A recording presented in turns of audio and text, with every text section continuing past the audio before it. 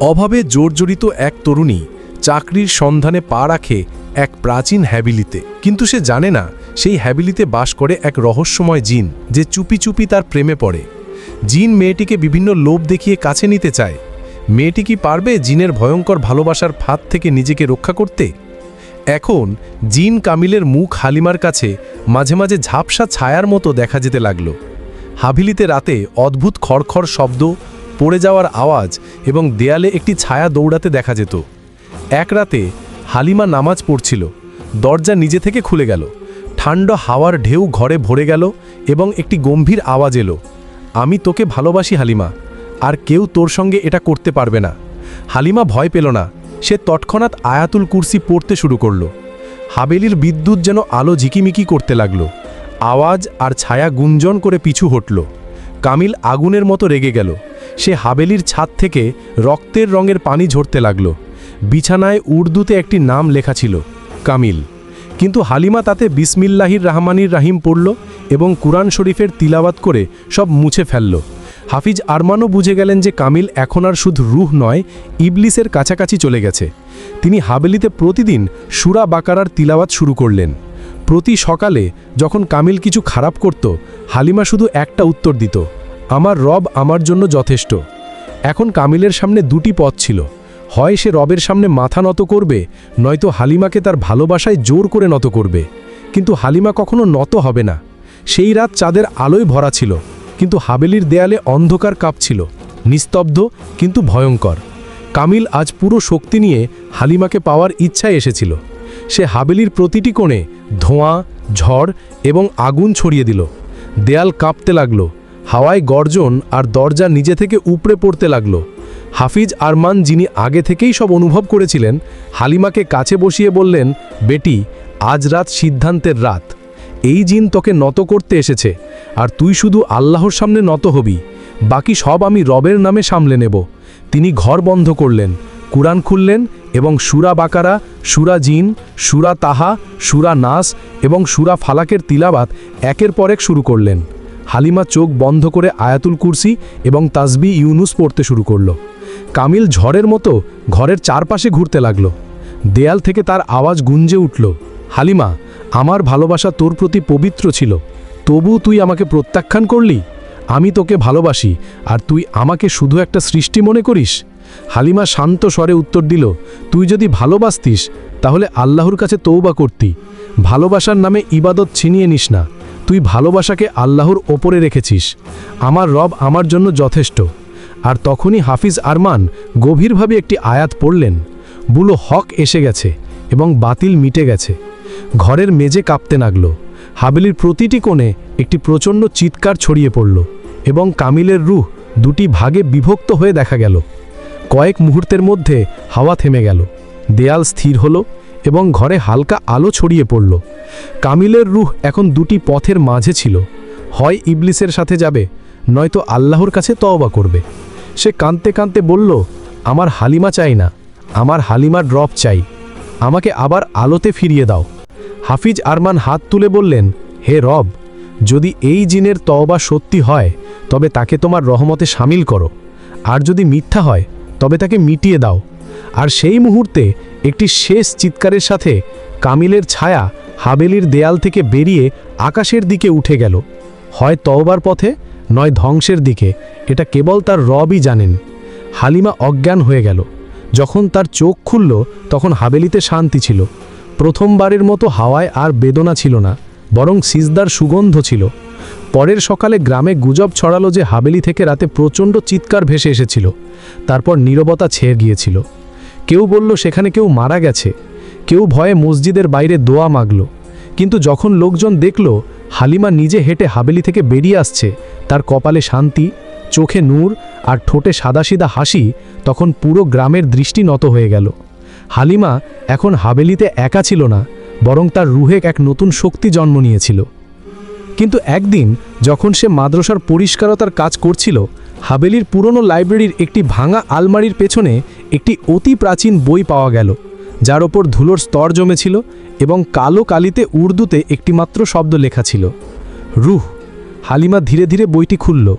প্রথম পৃষ্ঠায় একটি নাম উঠে এলো, কামিল ইবনে সৈয়দ হামজা, জিন্ডের বংশধর কিন্তু মানুষের ভালোবাসায় বন্দী। হালিমার মুখে বিস্ময় ছড়িয়ে পড়ল।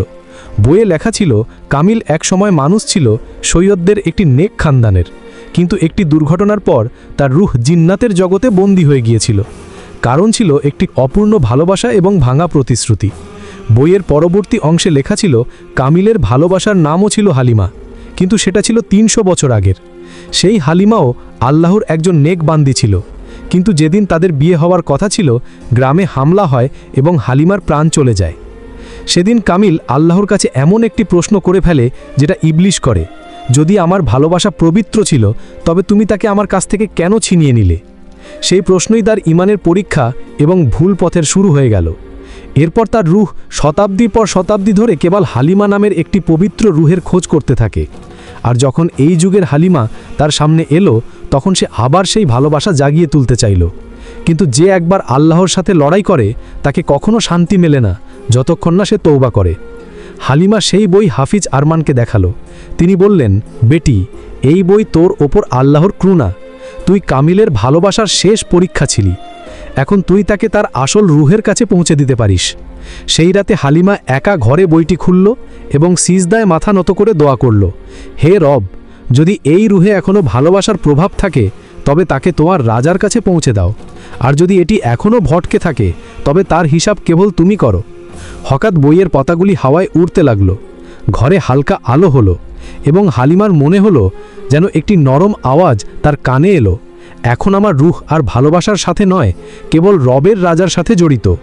সেই জিন হালিমাকে ধন্যবাদ জানালো আর বইটি একটি আলোতে রূপান্তরিত হয়ে হাওয়ায় উড়ে গেল, যেন তার শেষ গল্প সম্পূর্ণ হয়ে গেল। পরের দিন মাদ্রাসার বাইরে একটি নতুন তক্তি লাগানো হলো, মাদ্রাসা হালিমাতুল হিদায়াত, যেখানে ভালোবাসার চেয়ে কম নয় আর ঈমান সবচেয়ে উঁচু। গ্রামের বাচ্চারা সেখানে কোরআন শিখতে আসতে লাগলো, আর হালিমা এখন শুধু একটি উদাহরণই নয়, বরং একটি আলো যা প্রতিটি পথভ্রষ্টকে পথ দেখায়। এখন হাবেলি আর কেবল একটি ভবন ছিল না, এটি একটি শিক্ষা ছিল। কয়েক মাস পর মাদ্রাসা হালিমাতুল হিদায়ত গ্রামের আধ্যাত্মিক পরিচয় হয়ে উঠল। মেয়েরা কোরআন পড়ত, নারীরা সেখানে দ্বীনের কথা শিখত, আর হালিমা এখন সবার ওস্তানি ছিল। কিন্তু তবুও একটি অদ্ভুত ঘটনা ঘটল। তার নাম ছিল জোয়া, 15 বছরের একটি সরল মেয়ে, যাকে প্রায়ই অদ্ভুত স্বপ্ন দেখা যেত। এক রাতে সে স্বপ্নে দেখল একটি অন্ধকার কুয়া, যার ভেতর থেকে একটি নারীর কণ্ঠস্বর আসছে, আমাকেও আলো চাই, আমাকেও মুক্তি চাই। সে কাঁপছিল। এই স্বপ্ন সে টানা 3 রাত দেখল। হালিমাকে যখন এই কথা বলা হলো, তার মুখের রং উড়ে গেল। তিনি হাফিজ আরমানকে ডাকলেন। তিনি কিছুক্ষণ নীরব থাকলেন। কখনো কখনো জিন শুধু ভালোবাসায় নয়, বন্দি করে রাখে। কামিলের ভালোবাসা হয়তো কোনো রুহকে শতাব্দী ধরে বন্দি করে রেখেছিল। গ্রামের বাইরে একটা পুরনো পরিত্যক্ত কুয়া ছিল, যাকে লোকজন ছায়া কুয়া বলতো। বলা হতো সেখানে একসময় জিন্নাত একটি মেয়েকে বন্দি করেছিল, কারণ সেও হালিমার মতো পবিত্র এবং অটল ছিল, নত হয়নি। হালিমা এবং হাফিজ আরমান এক রাতে কুয়ার কাছে সূরা ইয়াসিন এবং সূরা রহমানের তেলাওয়াত শুরু করলেন। তখন কুয়া থেকে ভারী শিকলের খড়খড় শব্দ এবং একটি কান্নার আওয়াজও শোনা গেল। কামিল, তুই চলে গেলি, কিন্তু আমি এখনও এখানে আছি। হালিমার চোখ ভরে গেল। সে বুঝল কামিলের রুহু তওবা করলেও তার একটি ভুলের কারণে অন্য একটি রুহু শতাব্দী ধরে শাস্তি পাচ্ছে। হালিমা কোরআন শরীফ খুলল এবং আয়াত পড়ল, আমরা প্রতিটি রুহুকে তার হিসাব দেওয়ার প্রতিশ্রুতি দিয়েছি। হাফিজ আরমান নির্দেশ দিলেন, এই কুয়াকে এখন আধ্যাত্মিক পবিত্রতায় সিল করে দেওয়া হবে। প্রতি রাত, প্রতিদিন, যতক্ষণ না ভেতরের রুহু তার রবের কাছ থেকে জবাব পায়। 40 দিন ধরে তেলাওয়াত চলল। প্রতি রাতে গ্রামের মেয়েরা সেখানে জড়ো হতো, আয়াত পড়ত। হালিমা নিজে সূরা মুজ্জামেল এবং সূরা নূরের তেলাওয়াত করত। আর 40তম দিনে সেই রাতে হাওয়া একেবারে থেমে গিয়েছিল। পূর্ণিমার চাঁদ উঠেছিল। কুয়া থেকে হালকা আলো বেরোলো এবং একটি আওয়াজ এলো, এখন আমারও রব চাই, আমারও নূর চাই। আকাশে একটি সাদা ছায়া ছিল, যা আর শিকলে বাঁধা ছিল না। এখন শুধু শান্তি আর একটি বিদায়। কুয়াটি ঢেকে দেওয়া হলো।